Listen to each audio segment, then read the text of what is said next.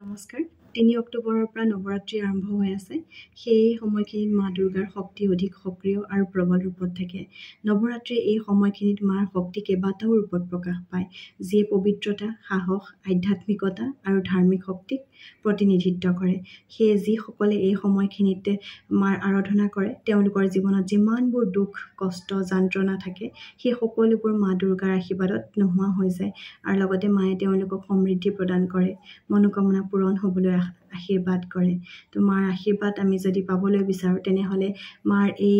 নৱৰাত্ৰিৰ 9টা দিনত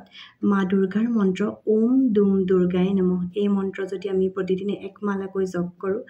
আৰু এই মন্ত্ৰ জপ কৰাৰ সময়ত আমি এখন ৰঙা আসন পাৰি ল'ব লাগিব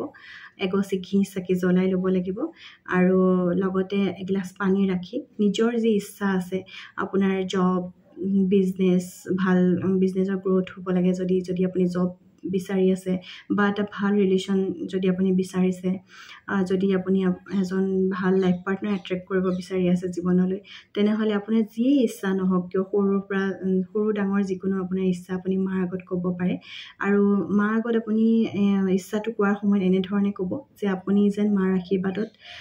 মা দুৰ্গাৰ আশীৰ্বাদত আপুনি আপোনাৰ ইচ্ছাটো যেন পূৰণ হৈ গৈছে আপুনি যেন পাই সন্তুষ্ট হৈছে সেই ভাৱটো আপুনি ৰাখিব মনত আৰু এনেকৈ ধৰণে আপুনি সেই মাৰ মন্ত্ৰটো ডেইলি 8 বাৰকৈ জপ কৰিব আৰু মন্ত্ৰ জপ কৰি হোৱাৰ পিছত মাক আকৌ এবাৰ ধন্যবাদ জনাব ইউনিভাৰ্ছক ধন্যবাদ জনাব যেতিয়া মাৰ আশীৰ্বাদত আপোনাৰ ইচ্ছাটো পূৰণ হৈছে এনেকৈ বুলি ভাবি আপুনি মনত কৃতজ্ঞতাৰ ভাৱ ৰাখি পেলাই পানী গ্লাছটো খাই দিব